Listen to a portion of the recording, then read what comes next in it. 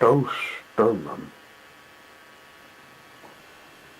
The sheep ran huddling together against the hurdles, blowing out thin nostrils and stamping with delicate forefeet. The heads thrown back, and a light stream rising from the crowded sheep pen into the frosty air, as the two animals hastened by in high spirits, with much chatter and laughter. They were returning across country after long days' outing with Otter, hunting and exploring on the wide uplands where certain streams tributary to their own river had their first small beginnings, and the shades of the short winter day were closing in on them, and they had still some distance to go, plodding at random across the path. They'd heard the sheep and had made for them, and now, leading from the sheep pen, they found a beaten track that made walking a lighter business, and responded moreover to that small, inquiring something which all animals carry inside them, saying unmistakably, "Yes, quite right, this needs home."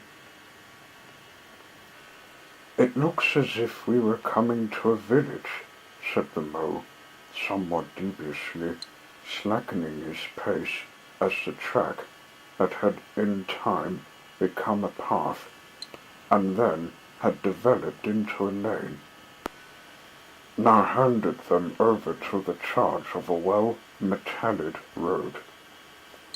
The animals did not hold with villages and their own highways, thickly frequented as they were, took an independent course regardless of church, post office, or public house.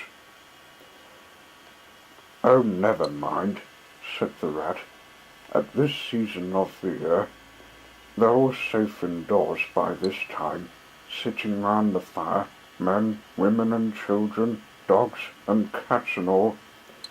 We shall slip through all right, without any bother or unpleasantness, and we can have a look at them through their windows if you like, and see what they're doing."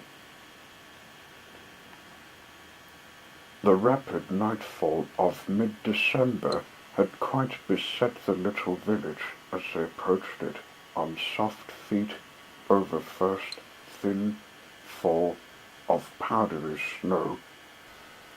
Little was visible but squares of a dusky orange-red on either side of the street, where the firelight or lamplight of each cottage overflowed through the casements into the dark world without. Most of the low, latticed windows were innocent of blinds, and to the lookers in from outside, the inmates gathered round the tea-table, absorbed in handiwork, or talking with laughter and gesture, had each that happy grace which is the last thing the skilled actor shall capture, the natural grace which goes with perfect unconsciousness of observation. Moving at will from one theatre to another, the two spectators, so far from home themselves, had something of wistfulness in their eyes as they watched a cat being stroked, a sleepy child picked up and huddled off to bed, or a tired man stretch and knock out his pipe on the end of a smouldering log. But it was from one little window, with its blind drawn down, a mere blank transparency on the night, that the sense of home and the little curtained world within walls, the larger stressful world of outside, nature shut out and forgotten, most pulsated. Close against the white blind hung a birdcage, clearly silhouetted, every wire perch, and appurtenance distinct and recognizable even to yesterday's dull-edged lump of sugar. On the middle perch, the fluffy occupant head, tucked well into feathers, seemed so near to them as to be easily stroked, had they tried. Even the delicate tips of his plumped-out plumage, penciled plainly on the illuminated screen. As they looked, the sleepy little fellow stirred uneasily, woke, shook himself and raised his head. They could see the gape of his tiny beak as he yawned in a bored sort of way, looked around, and then settled his head into his back again, while the ruffled feathers gradually subsided into perfect stillness. Then a gust of bitter wind took them in the back of the neck.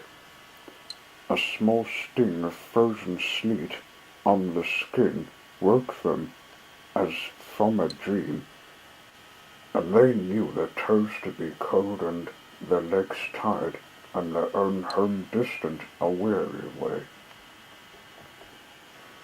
Once beyond the village, where the cottages ceased abruptly on either side of the road, they could smell through the darkness the friendly fields again, and they braced themselves for the last long stretch, the home stretch, the stretch that we know is bound to end sometime in the rattle of the door latch, the sudden firelight, and the sight of familiar things greeting us as long as absent travellers from far over sea. They plodded along steadily and silently, each of them thinking his own thoughts. The moles ran a good deal on supper, as it was pitch dark, and it was all a strange country to him, as far as he knew, and he was following obediently in the wake of the rat, leaving the guidance entirely to him. As for the rat, he was walking a little way ahead, as his habit was, his shoulders humped, his eyes fixed on the straight grey road in front of him, so he did not notice poor Mole when suddenly the summons reached him and took him like an electric shock.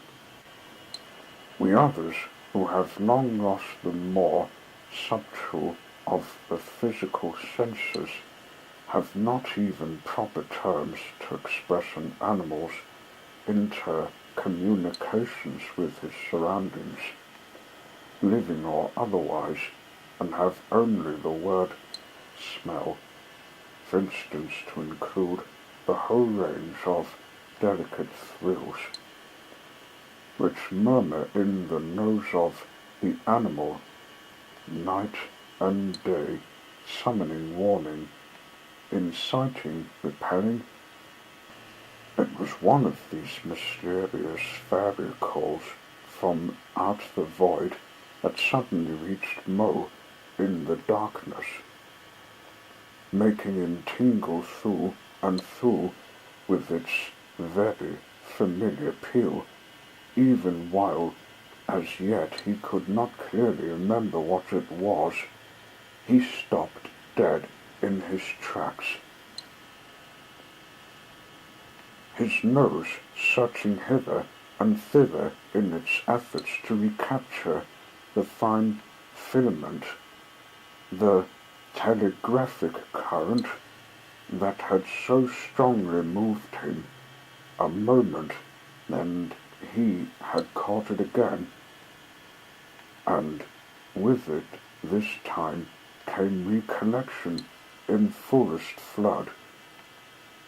Home, that was what they meant, those caressing appeals, those soft touches waft through the air, those invisible little hands pulling and tugging all one way. Why, it must be quite close by him at that moment, his old home that he had hurriedly forsaken and never sought again that day when he first found the river, and now it was sending out its scouts and its messengers to capture him and bring him in. Since his escape on that bright morning, he had hardly given it a thought, so absorbed had he been in his new life, in all its pleasures, its surprises, its fresh and captivating experiences.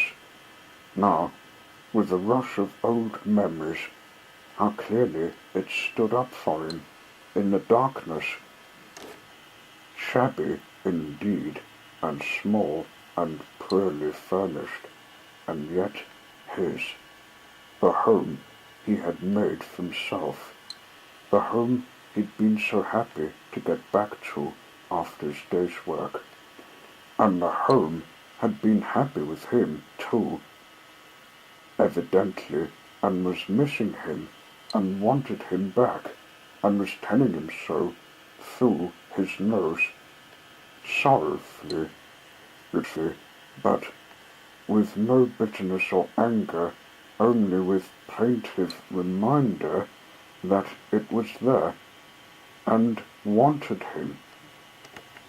The call was clear, the summons was plain, he must obey it instantly and go. "Ratty," he called, full of joyful excitement. "Hold on, come back, I want you quick." "Oh, come along, Mo, do," replied the rat cheerfully, still plodding along. "Please stop, Ratty," pleaded the poor Mo, in anguish of heart. "You don't understand. It's my home, my old home. I've just come across a smell of it, and it's close by here, really quite close, and I must go to it. I must. Oh, come back, Ratty, please, come back." The rat was by this time very far ahead, too far to hear clearly what the Mo was calling, too far to catch the sharp note of painful appeal in his voice.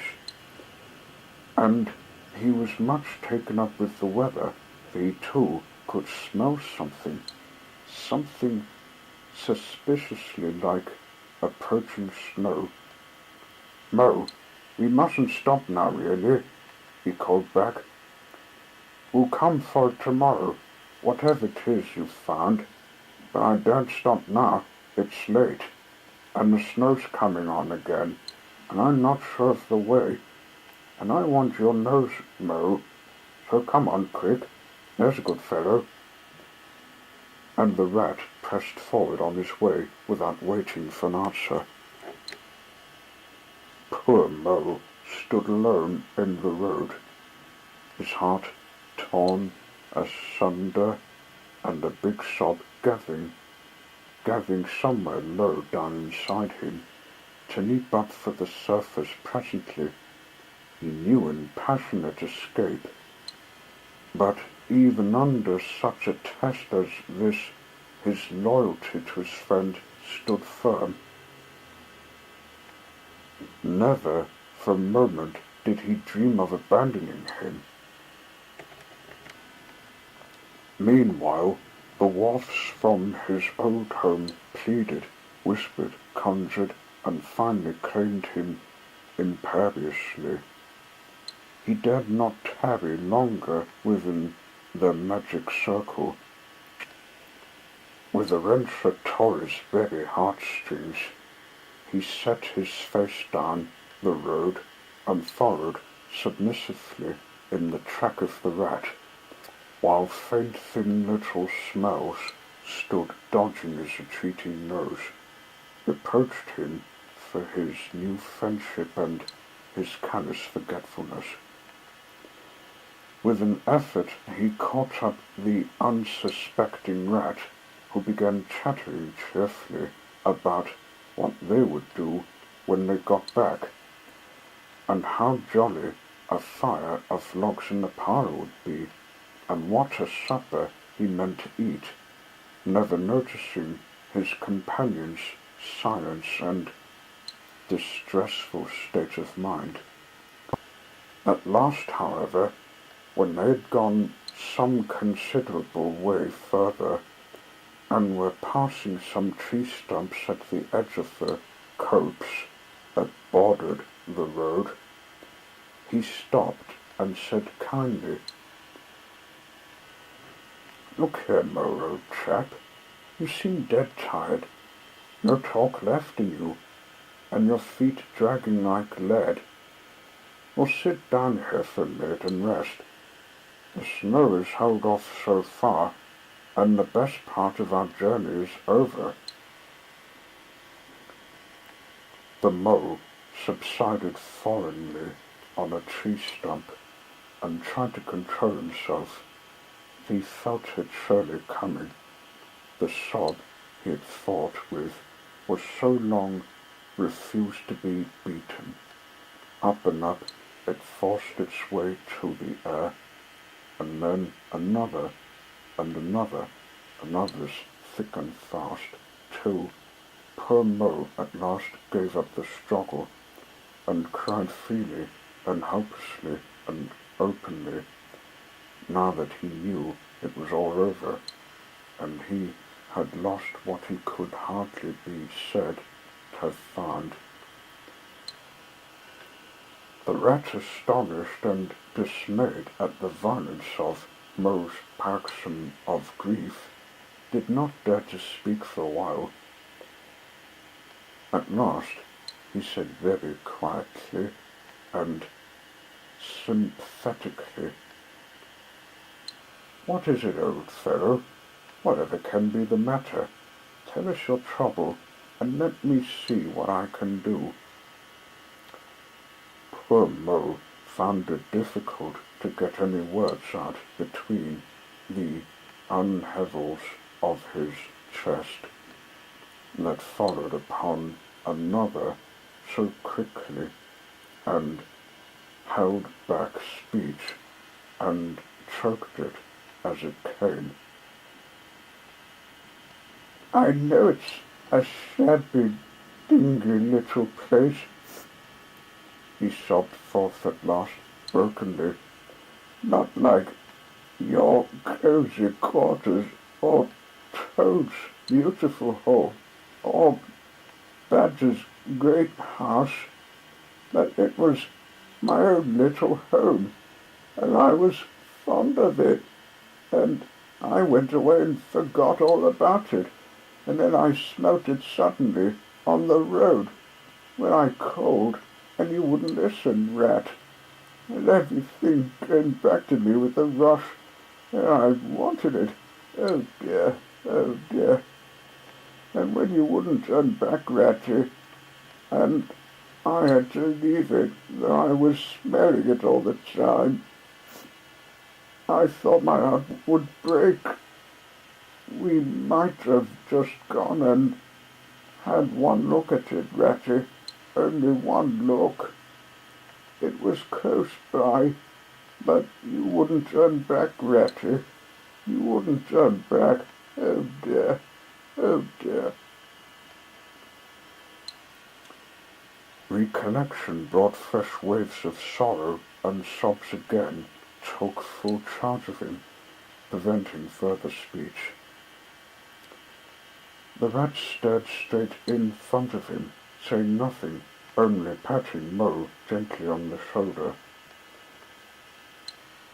After a time he muttered gloomily, "I see it all now. What a pig I have been. A pig. That's me.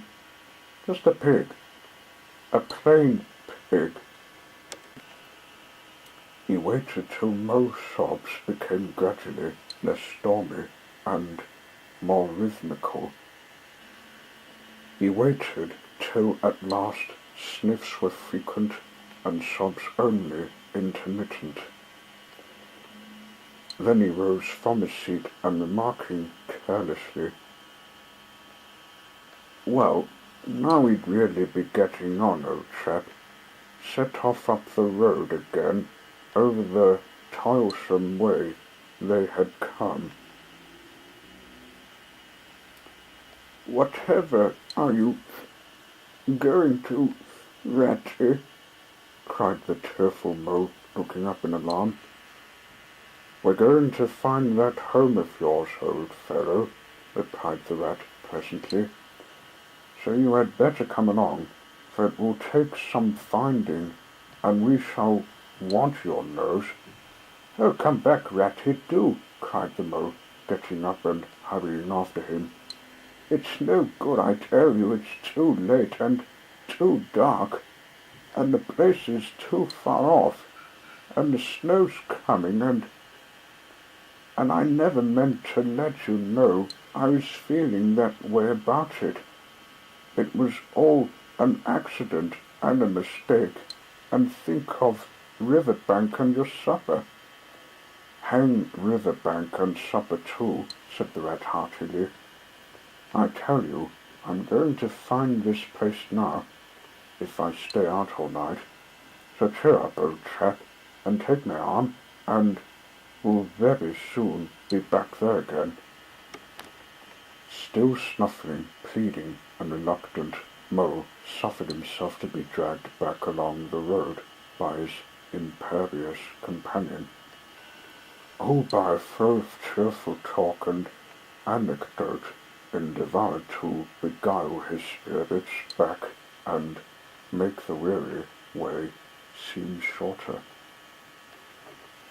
When at last it seemed to the rat that they must be nearing that part of the road where the Mo had been held up, he said, "Now, no more talking business.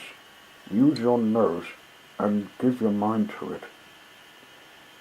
They moved on in silence for some little way, when suddenly the rat was conscious, through his arm that was linked in Mo's, of a faint sort of electric thrill that was passing down that animal's body. Instantly he disengaged himself, fell back a pace, and waited all attention. The signals were coming through. Mo stood a moment rigid, while his uplifted nose, quivering slightly, felt the air. Then a short, quick run forward, a fault, a check, a try back, and then a slow, steady, confident advance. The rat, much excited, kept close to his heels as the Mo, with something of the air of a sleepwalker, crossed a dry ditch, scrambled through a hedge, and nosed his way over a field open and trackless and bare in the faint starlight. Suddenly, without giving a warning, he dived, but the rat was on the alert and promptly followed him down the tunnel to which his unerring nose had faithfully led him. It was close and airless, and the earthy smell was strong, and it seemed a long time to Rat ere the passage ended, and he could stand erect and stretch and shake himself. The Mo struck a match, and by its light the rat saw that they were standing in an open space, neatly swept and sanded underfoot. and directly facing them was Mo's little front door, with Mo End painted in Gothic lettering over the bell pull at the side. Mo reached down a lantern from a nail on the wall and lit it, and the rat, looking round him, saw that they were in a sort of forecourt. A garden seat stood on one side of the door, and on the other a roller, for the Mo, who was a tidy animal when at home, could not stand having his ground kicked up by other animals into little runs that ended in earth heaps. On the walls hung wire baskets with ferns in them, alternating with brackets carrying plaster, statuary, Garibaldi, and the infant Samuel and Queen Victoria, and other heroes of modern Italy. Down one side of the forecourt ran a skittle alley, with benches along it, and little wooden tables marked with rings that hinted at beer mugs. In the middle was a small round pond containing goldfish and surrounded by cockleshell border. Out of the centre of the pond rose a fanciful erection clothed in more cockleshells, and topped by a large silvered glass ball that reflected everything all wrong and had a very pleasing effect. The Mo's face beamed at the sight of all these objects so dear to him, and he hurried right through the door, lit a lamp in the hall, and took one glance round his old home. He saw the dust lying thick on everything, saw the cheerless, deserted look of the long, neglected house, and its narrow, meagre dimensions, its worn and shabby contents, and collapsed again on a whole chair, his nose in his paws. "Oh, Ratty," he cried dismally, "why ever did I do it? Why did I bring you to this poor, cold little place on a night like this, when you might have been at the river bank by this time, toasting your toes before a blazing fire with all your own nice things about you?" The rat paid no heed to his doleful self-reproaches. He was running here and there, opening doors, inspecting rooms and cupboards, and lighting lamps and candles, and sticking them up everywhere. "What a capital little house this is," he called out cheerily. "So compact, so well planned, everything here, and everything in its place. We'll make a jolly night of it. The first thing we want is a good fire. I'll see to that. I always know where to find things. So this is the parlour? Splendid. Your own idea, those little sleeping bunks in the wall? Capital. Now, I'll fetch the wood and the coals, and you get a duster, Mo. You find one in the drawer of the kitchen table, and try and smarten things up a bit. Bustle about, old chap. Encouraged by his inspiriting companion, the mole roused himself and dusted and polished with energy and heartiness, while the rat, running to and fro with armfuls of fuel, soon had a cheerful blaze roaring up the chimney. He hailed the mole to come and warm himself, but Mole promptly had another fit of the blues, dropping down on a couch in dark despair and burying his face in his duster. "Rat," he moaned, "how about your supper, you poor cold, hungry, weary animal? I've nothing to give you, nothing, not a crumb."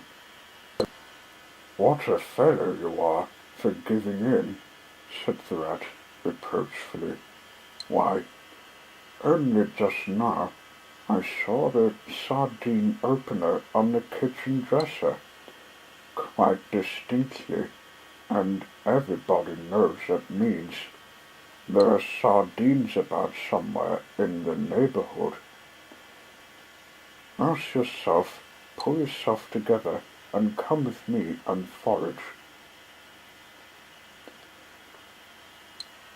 They went and foraged accordingly, hunting through every cupboard and turned out every drawer.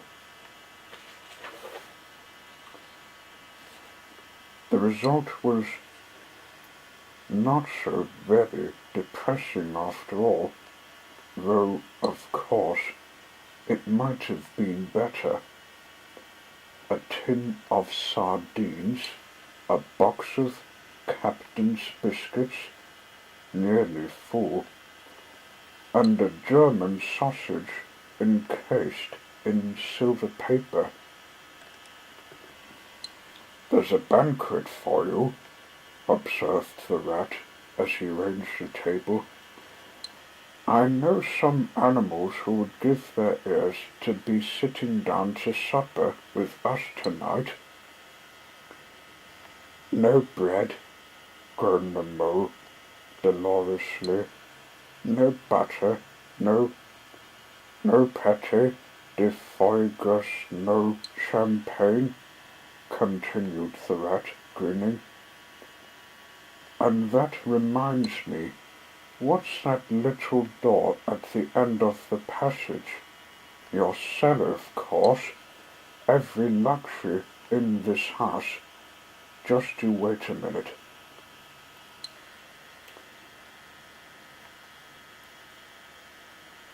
He made for the cellar door, and presently reappeared, somewhat dusty, with a bottle of beer in each paw, and another under each arm.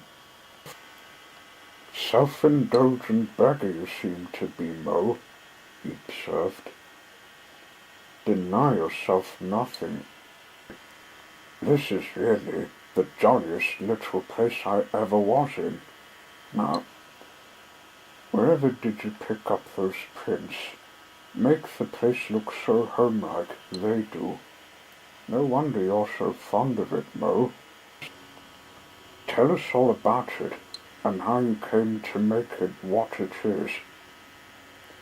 Then, while the rat busied himself fetching plates and knives and forks and mustard, which he mixed in an egg cup, the mole, his bosom still heaving with the stress of his recent emotion, related, somewhat shyly at first, but with more freedom as he warmed to his subject, how this was planned, and how that was thought out, and how this was got through a windfall from an aunt, and that was a wonderful find and a bargain, and this other thing was bought out of labour's savings and a certain amount of going without.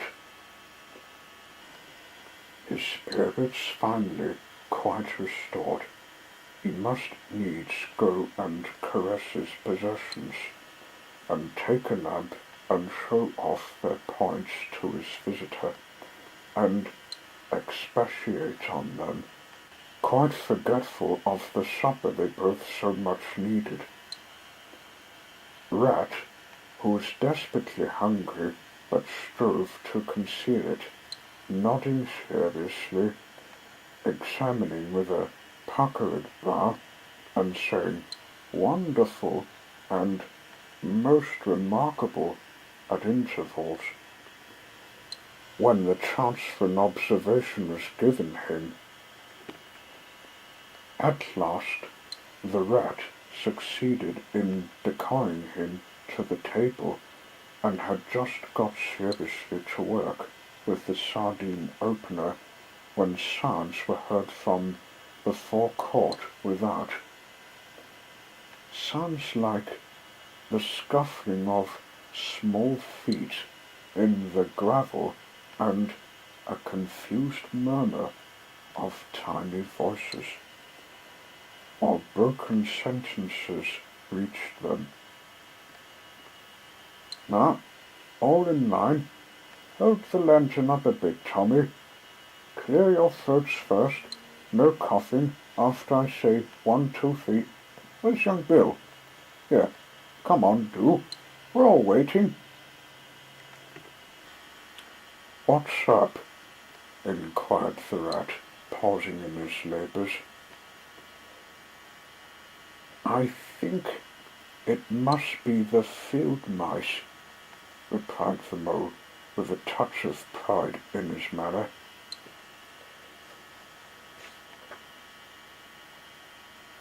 "They go round carols singing regularly at this time of the year.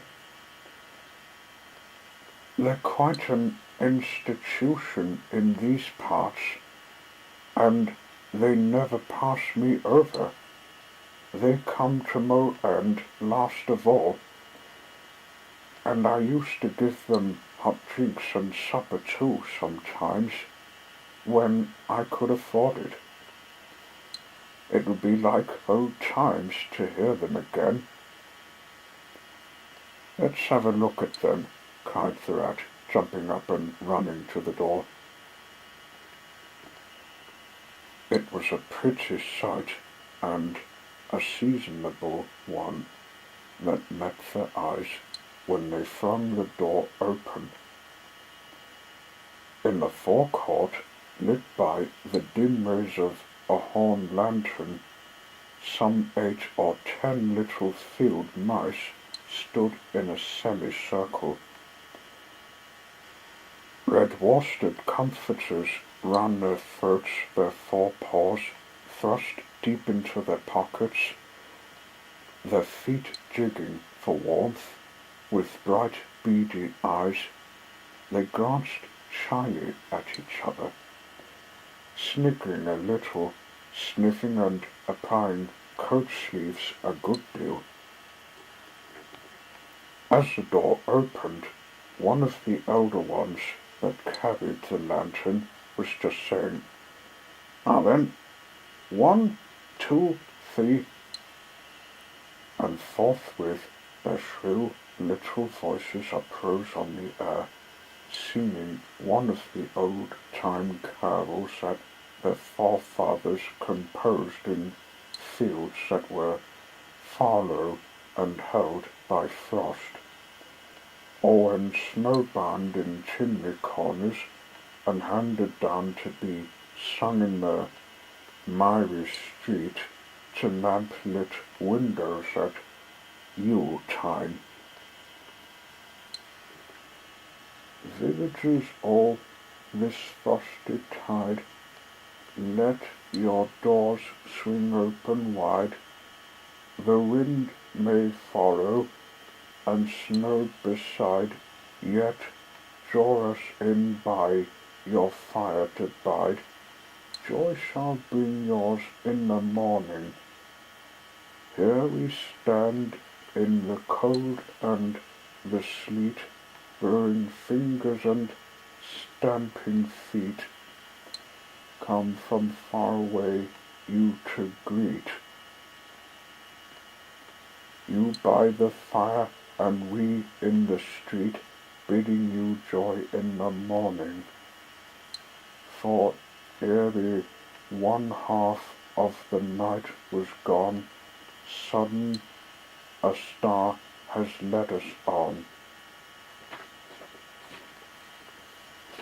Reigning bliss and benison, bliss to morrow and more anon, joy for every morning.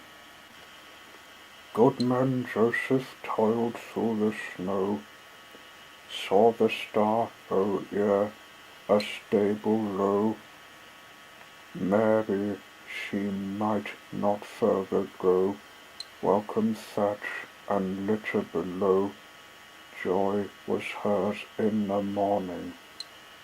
And then they heard the angels tell, who were the first to cry Noel. Animals all as it befell, in the stable where they all dwell. Joy shall bring theirs in the morning.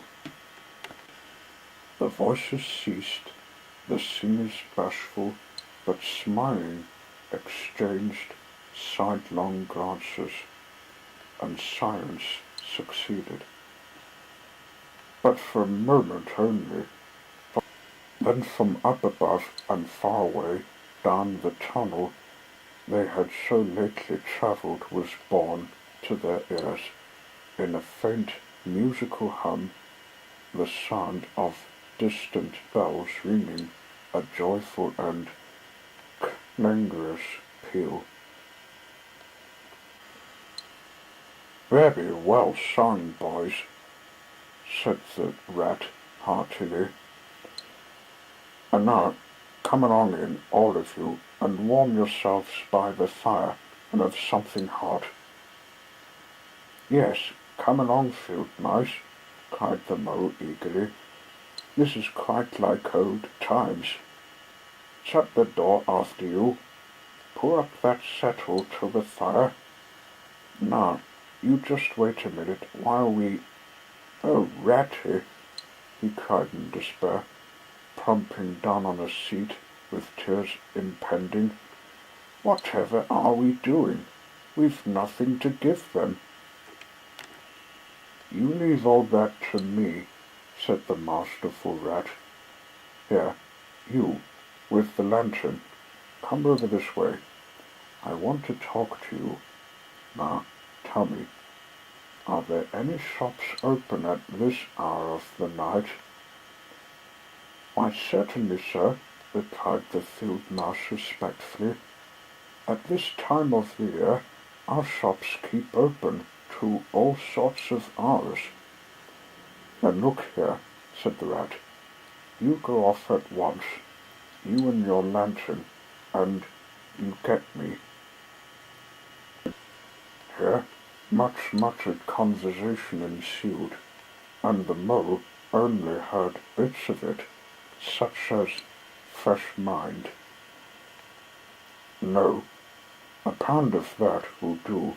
See, you get Buggins, for I won't have any other. Only the best. If you can't get it there, try somewhere else. Yes, of course.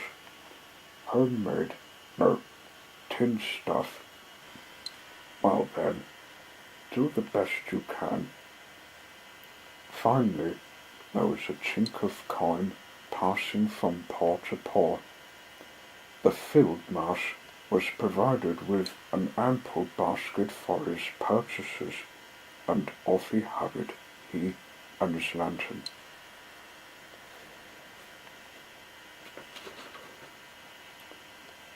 The rest of the field mice perched in a row on the settle. Their small legs, swinging, gave themselves up to enjoyment of the fire, and toasted their chilblains till they tingled. while the mole, failing to draw them into any conversation, plunged into family history and made each of them recite the names of his numerous brothers who were too young, it appeared, to be allowed to go out a-caroling this year, but looked forward very shortly to winning the parental consent. The rat, meanwhile, was busy examining the label on one of the beer bottles. "I perceive this to be the old Burton," he remarked approvingly. "Sensible, Mo, the very thing. Now, we shall be able to mull some ale. Get the things ready, Mo, while I draw the corks." It did not take long to prepare the brew and thrust the tin heater well into the red heart of the fire, and soon every field mouse was sipping and coughing and choking, for little mullered ale goes a long way, and wiping his eyes and laughing and forgetting he had ever been cold in all his life. "They act plays too, these fellows," the mole explained to the rat. "Make them up all by themselves and act them afterwards. And they very well do it too. They gave us a capital one last year about a field mouse who was captured at the sea by a Barbary corsair and made to row in a galley, and when he escaped and got home again, his lady-love, he had gone into a convent. Here, you were in it, I remember. Get up and recite a bit." The field mouse addressed got up on his legs, giggled shyly, looked around the room, and remained absolutely tongue-tied. His comrades cheered him on. Mo coaxed and encouraged him, and the rat went so far as to take him by the shoulders and shake him, but nothing could overcome his stage fright. They were all busily engaged on him like watermen applying the Royal Humane Society's regulations to a case of long submersion. When the latch clicked, the door opened and the field mouse with the lantern reappeared, staggering under the weight of his basket. There was no more talk of play acting once the very real and solid contents of the basket had been tumbled out onto the table.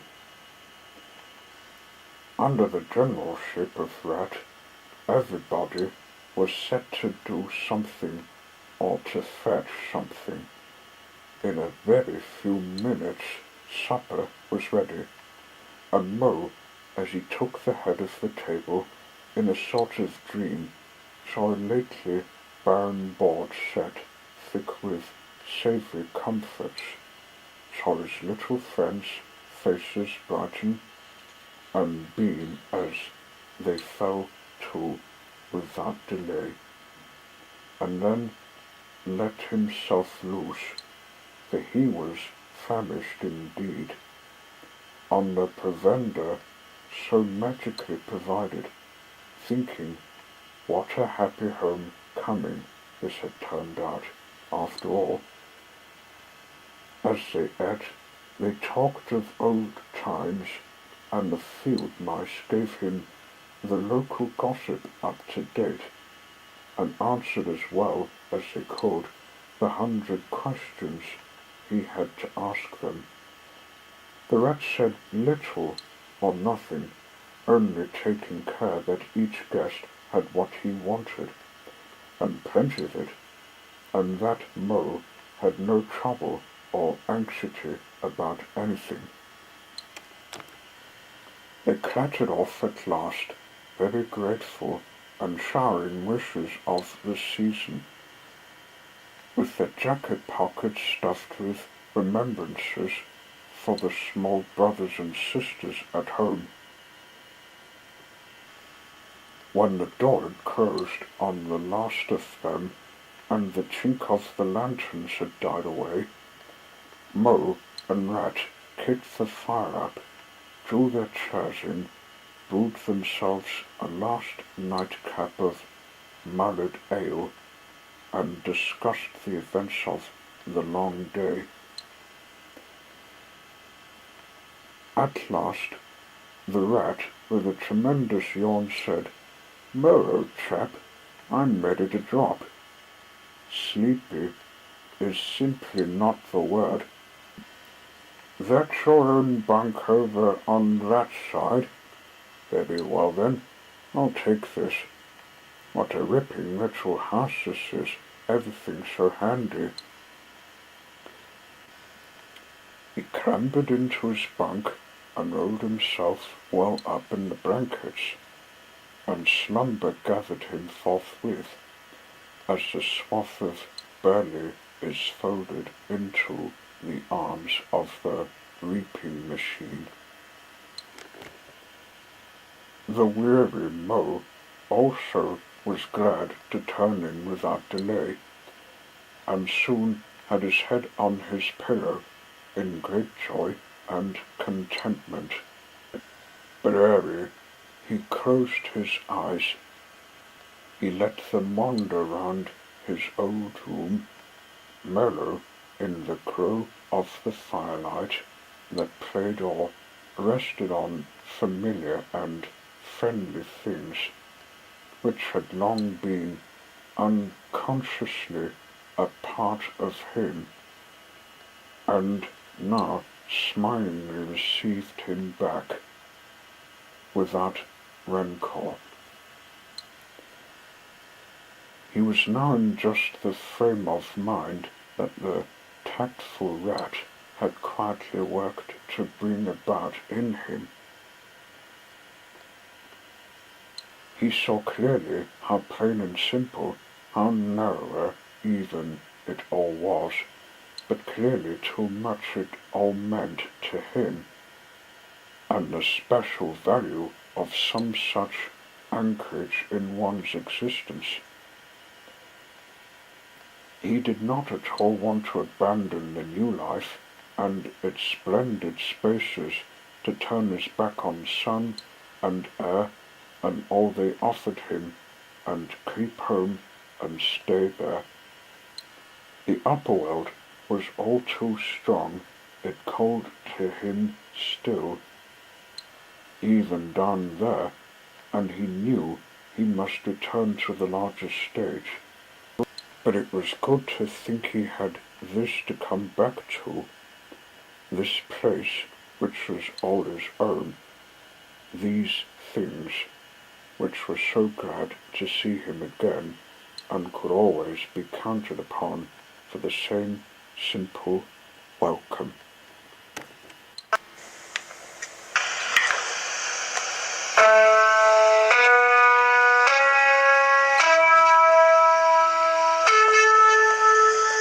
You've got to have a little bit of style when you bake a bread that's not all red. Give it to a bakery house.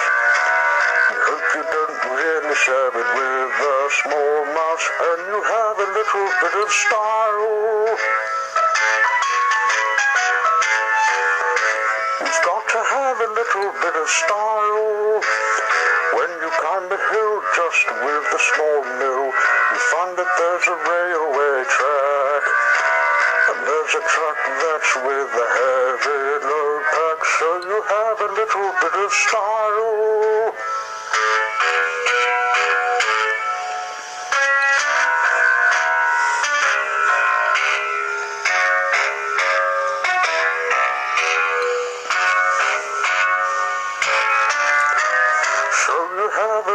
bit of style.